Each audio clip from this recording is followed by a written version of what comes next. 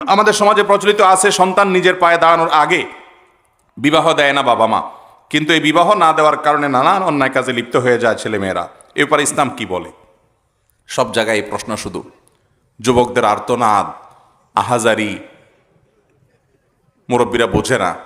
আল্লাহ তাআলা আমাদের চাচা জেঠাদেরকে, মুরব্বীদেরকে হেদায়েত দান করুন, যুবকদের কষ্টগুলো যেন তারা বুঝে সেই তৌফিক দান করুন। আমি প্রায় সময় বলি, বাবারা আপনারা কত বছর বয়সে বিয়ে করছেন? বুকে হাত দিয়ে বলতে পারবেন? বেশিরভাগ ছোট ছোট থাকতে বিয়ে করছেন, ঠিক না ভাই? ঠিক। চাচিরা আপনাদের বিয়ে হয়েছে কত?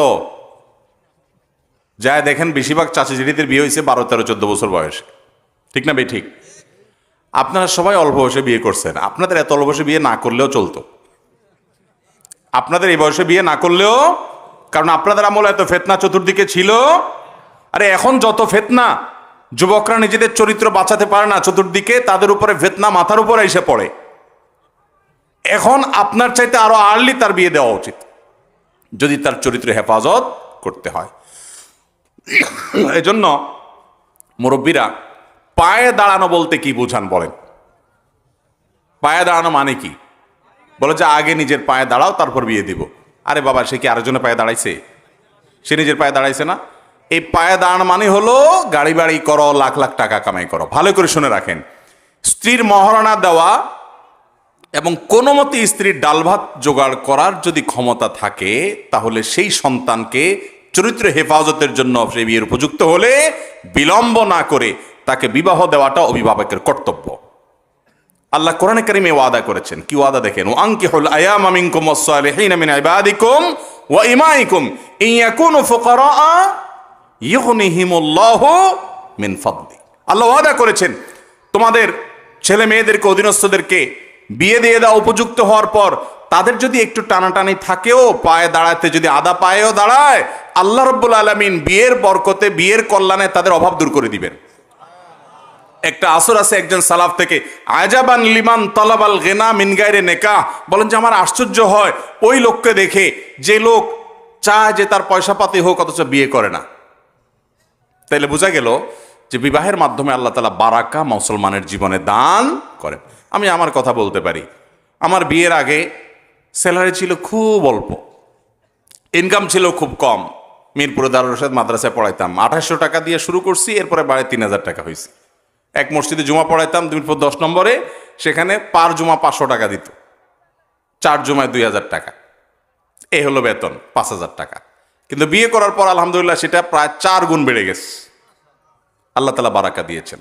ইমানদার সে বিশ্বাস থাকতে হবে। আল্লাহ ওয়াদা করেছেন ইয়াকুনু ফুকারা ইউগনিহিমুল্লাহু মিন ফাদলি, তোমাদের সন্তান সন্ততিদের একটু টাকা পয়সার টানাটানি আছে, মোটামুটি ডালবারটা সে জোগাড় করতে পারে, সে একেবারে অলস না, চেষ্টা করে, পরিশ্রম করে, তো তার চরিত্র হেফাজতের জন্য বিয়ে দাও। যদি তাদের একটু অভাব থাকেও, টানাটানি থাকেও, আল্লাহ রাব্বুল আলামিন সেটা দূর করে দিবেন, আল্লাহর ওয়াদা আছে। অতএব অভিভাবকরা, বাবারা, আপনারা জানেন না আপনাদের অজান্তে ছেলে মেয়েরা কত গুনাহে লিপ্ত হয়ে যায়। মেয়েদের সাথে ফেসবুকে, অনলাইনে, অফলাইনে চ্যাটিংয়ের জেনা, চোখের জেনা, মনের জেনা, কথার জেনা, সরাসরি জেনা কতভাবে লিপ্ত হয়ে যায়। মনে রাখবেন, সে তো পাপিষ্ট হবেই তার পাপের কারণে। আপনি অভিভাবক, তাকে বিয়ে দিতে বিলম্ব করেছেন, আল্লাহর কাঠগড়ায় আপনি তার প্রত্যেকটা পাপের জন্য দায়ী হবেন, আসামি হবে। আল্লাহ আমাদের মুরব্বীদেরকে হেদায়েত দান করুন, চাচাদেরকে আল্লাহ তাআলা হেদায়েত দান করুন, চাচিদেরকে আল্লাহ তাআলা হেদায়েত দান করুন। ছেলে মেয়েদেরকে তাড়াতাড়ি বিয়ে দিবেন তো ইনশাআল্লাহ। অনেক যুবকরা বলে যে হুজুর বাবা মাকে বুঝাতে পারি না। আমি বলি আমার কাছে ফুসলা ফাসলা নিয়ে আসতে পারলে আমি বুঝাই দেবো ইনশাআল্লাহ, আমি বুঝাই দেব। এলাকার আলেম ওলামাদেরকে একটু চা পানি খাওয়াবেন, আমাকে তো আর সবাই পাবেন না। এলাকার আলেম ওলামাদেরকে, ইমাম সাহেব, খতিব সাহেবদের একটু চা পানি খাওয়াবেন, চাইনিজ টাইনিজ খাওয়াবেন, খাওয়াই বলবেন হুজুর আপনার কাজ হলো আমার বাপকে পটানো, যেভাবেই হোক সুন্দর করে হাদিয়া তোফা দিয়া হুজুরকে বুঝাই দিবেন। এবার হুজুর আপনার বাবারে সুন্দর করে আল্লাহর ভয় দিয়ে সতর্ক করবেন। আমার কথা না ভাই, হাসির কথা না। নবী করিম সাল্লাল্লাহু আলাইহি ওয়াসাল্লাম বলেছেন, তোমাদের সন্তানরা যখন বিয়ের উপযুক্ত হয় দ্রুততার সাথে তাদেরকে বিয়ে দাও। যদি না দাও, উপযুক্ত হওয়ার পর যদি বিয়ে দিতে বিলম্ব করো, গড়িমসি করো, 25, 30, 35 পর্যন্ত পার করে দেয় অনেকে, এরকম যদি গড়িমসি করো, তাহলে যে ফিতনা ফাসাদ গোটা পৃথিবীর সমাজে চতুর্পাশে ছড়িয়ে পড়বে।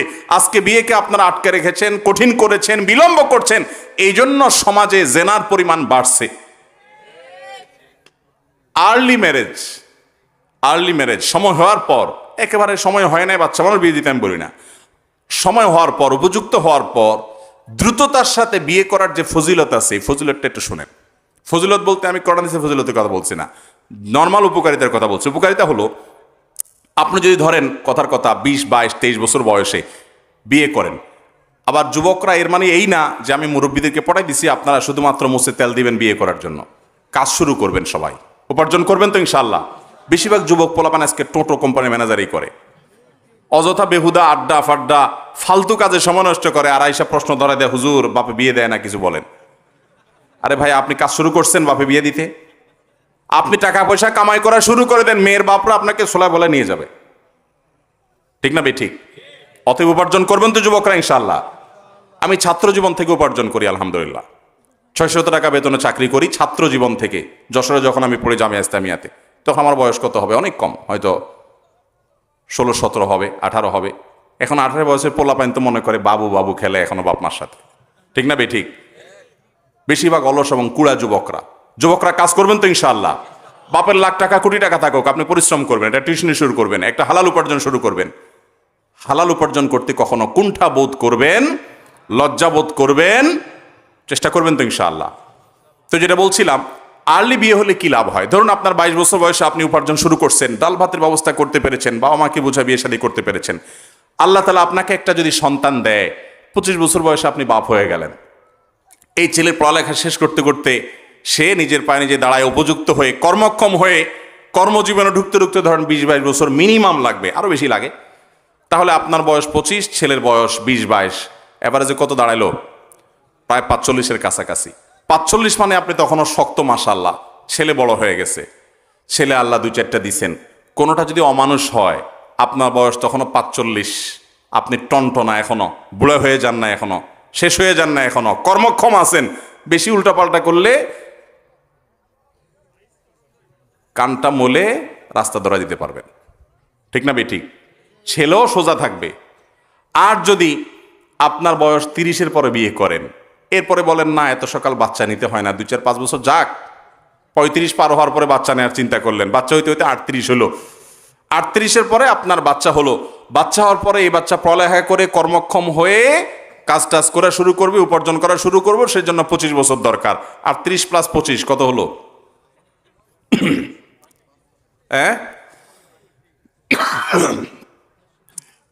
60-এর বেশি প্রায়, না? 63-65 বছর বয়স হওয়া মানে তো আপনি শেষ। ঠিক না ঠিক? ওই বয়স পর্যন্ত আপনার সংসারে ঘানি টানা লাগবে, কারণ পোলাপান এখনো পড়ালেখা করতেছে, কাজ শুরু করে নাই। এরপরে আল্লাহ না করুক যদি অমানুষ হইছে, আপনার তো এখন আর চাকরি বয়স হওয়ার নাই। এবার ওই পোলার জুলুম সহ্য করা ছাড়া আর কোনো উপায় আছে? আমার ওয়াইফকে অনেকে পরিচিত অনেক মহিলারা বলে যে, ভাবি মাশাআল্লাহ, এই বয়সে আপনি শাশুড়ি হয়ে গেছেন, কদিন পরে নানি দাদি হয়ে যাবেন, মনে হয় যে আপনি এখনো ইয়াং, আর আমরা মাত্র বিয়ে করলাম, এখন একটা বাচ্চা মাত্র নাক দিয়ে শিন পড়তেছে, কবে এটা মানুষ করবো আল্লাহ জানে। আফসুস করে। আপনারা যেটা স্মার্টগিরি মনে করতেছেন, ওটা হলো আসল খ্যাতগিরি। আল্লাহ এবং তার রাসূল সাল্লাল্লাহু আলাইহি সাল্লামের বাতানো পথের বাইরে কখনো স্মার্টনেস হতে পারে। আমাদের সমাজের সবচেয়ে বড় মিথ্যাগুলোর একটা হলো ছোট পরিবার সুখী পরিবার। ছোট পরিবার, সন্তান একটার বেশি, 2টা নয়, এরকম কথা আছে না ভাইরা আমার? আমাদের মুরব্বীদের যাদের 5টা 7টা করে সন্তান, খবর নিয়ে দেখেন যে তাদের ওই 5-7টা সন্তানের মধ্যে এমনি হুদা ছেড়ে দিলেও 2-1টা মানুষ হয়ে গেছে। ঠিক না ঠিক? আর আপনার আছেই একটা, ওইটা যদি অমানুষ হয় তো শেষ আপনার অলে মলে। ঠিক না ঠিক? ভাইরা আমার, মানুষের জন্ম এটা যে কোনো সমাজের জন্য ভালো, খারাপ কিছু না। মানুষ সম্পদ, মানুষ বোঝা না। চায়নার মতো দেশ, কোটি কোটি, চায়না জনসংখ্যা কত? 100 কোটি না আরো বেশি? 100 কোটির উপরে। আচ্ছা 120 হোক, 150 কোটি হোক, যাই হোক, আমাদের চাইতে কত বেশি। সেই চায়নায় জন্ম নিয়ন্ত্রণ করতে করতে করতে এখন এমন একটা পর্যায়ে আসছে, সরকার পাম্পট্টি দিয়ে টাকা পয়সা দিয়ে পাবলিকরে আর মানুষের জন্মের হার বাড়াতে পারছে না। ক্রাইসিস শুরু হয়ে গেছে। বোধহয় মাসখানেক আগে সময় টিভির মতো একটা বাংলাদেশের নিউজ চ্যানেল, সেখানে একটা নিউজ দেখলাম, ইটালির সরকার কোনোভাবেই মানুষের জন্মের হার বাড়াতে পারছে না। বাচ্চা জন্ম নিলে মারে পুরস্কার, বাপের পুরস্কার, সন্তানের পুরস্কার, টাকা পয়সা, ভাতা, এটা সেটা, সুবিধা, বাচ্চা হোক, বাচ্চা আর হয় না। ভাইরা, কেন জানেন? বিবাহ বহির্ভূত সম্পর্ককে তারা বৈধ মনে করেছে, অ্যাপ্রিসিয়েট করেছে, যেন বিয়ের দরকার হয় না। আর বিবাহিত সম্পর্ক তো শুধু ভোগের ব্যাপার, এখানে বাচ্চা সংসারের ঝামেলা কেন যাবে? আর জন্ম নিয়ন্ত্রণ করতে করতে এই ক্রাইসিস শুরু হয়ে গেছে। প্রেডিকশন বলছে আমাদের দেশেও মানুষের জন্মের হার কমতে কমতে যেই লেভেলে আছে, এটা আরো 10-15 বছর পরে এমন একটা লেভেলে যাবে যে আমাদের সংকট শুরু হয়ে যাবে। আমরা বলি ছোট একটা দেশ, 18-20 কোটি মানুষ, মানুষের মাথা মানুষে খায়, যদি জননিয়ন্ত্রণ না করি কেমনে চলতে পারবো? মনে রাখবেন, জন্ম নিয়ন্ত্রণ অথবা বিবাহ বহির্ভূত সম্পর্ক এগুলো চরম পর্যায়ে করতে করতে একটা সমাজের ভিতরে মানব সভ্যতা হুমকির মধ্যে পড়ে যাবে। আল্লাহ রাব্বুল আলামিনের বিধানের উপরে পাল্লা দিতে গেলে গোল্লা যাওয়া লাগবে। আল্লাহর বিধানের সাথে পাল্লা দিতে গেলে কোথায় যাওয়া লাগবে? গোল্লা যাওয়া লাগবে। বুঝবে একটু পরে। স্বাধীনতা দিতে দিতে বলে যে মেয়েরা যা খুশি তা করুক, এরপরে ধর্ষণ কোনোভাবে থামাইতে পারে না, ইফটিজিং কোনোভাবে থামাইতে পারে না, এরপরে বলে না একটু শালীন পোশাক পরার দরকার আছে। গাদায় পানি খায় কিন্তু গলায় খায়। আল্লাহ তাআলা আমাদেরকে আল্লাহর বিধানের গুরুত্ব বোঝার তৌফিক দান করুন। আমার আপনার ব্রেনে বুঝে আসুক বা না আসুক, আল্লাহ যা বলেছেন এর মধ্যেই কল্যাণ আছে, কোনো সন্দেহ। আল্লাহ যা নিষেধ করেছেন এর মধ্যে ক্ষতি আছে, কোনো সন্দেহ। অতএব আমরা যেন এই বিষয়টাকে খুব ভালো করে রপ্ত করি, খুব ভালো করে বুঝি যে সন্তান নিজের পায়ে দানোর নাম করে সন্তানকে বুড়া বানায় ফেলবেন, 30-32 বছর বয়স করে ফেলবেন, তাকে বিয়ে দিবেন না, এটা জায়েজ নাই।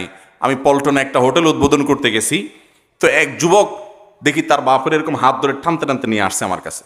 আয়সা বলে, হুজুর আপনার বহুদিন খুঁজছি, আজকে কেমনে কেমনে সামনে পেয়ে গেছি, এই যে আমার বাপ বিয়ে দেয় না আমারে, বলেন কিছু।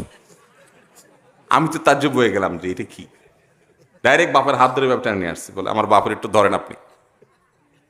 তাই বললাম, মাশাআল্লাহ, তোমার মতো সাহসী ছেলে হলে বাপেরা আর বিয়ে নিয়ে গড়িমসি করার সুযোগ পাবে না। কিন্তু তাই বলে আবার বেয়াদবি বা বেহায়ামি করেন না। আল্লাহ আমাদেরকে বোঝার তৌফিক দান করুন।